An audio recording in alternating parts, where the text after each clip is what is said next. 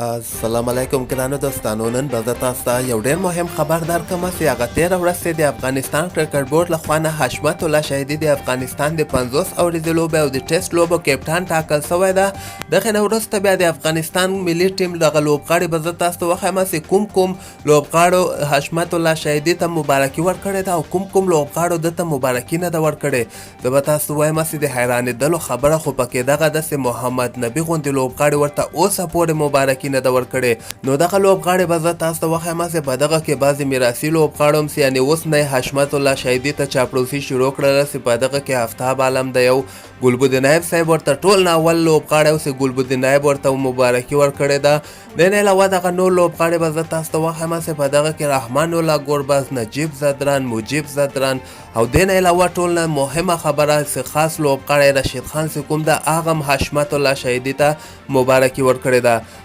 رشید خان بیا ورته داسې لیکلي دي چې تا ته ډېر زیات مبارکي چې افغانستان کپټان وټاکل شو او اصغر افغان هم رشید خان ډېره زیاته مننه کړې ده چې دومره خدمت د افغانستان ته وکړو. د افغانستان ټیم یعنې تاسو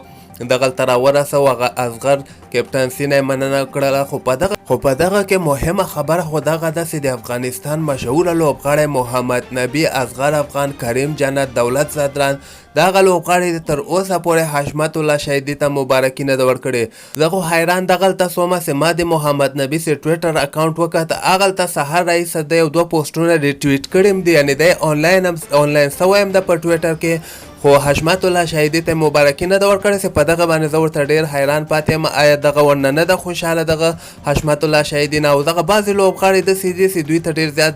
زور هم ورکوي، یعنې څنګه یو ځوان لوبغاړی راجګ شو او هغه د افغانستان ملي ټیم کپټان وټاکل سي. دغه خبر هم کېدلی سي، خو دغه هر شی به که خیر یو څو ورځو کې واضحه سي. د دغه ویډیو مقصد مې دغه و چې دغه وګوره چې حشمت الله شهیدي خو اوس د افغانستان کپټان وټاکل سو، خو باید دغه ټول لوبغاړي ورسره ودرېږي او ټول لوبغاړي د افغانستان لپاره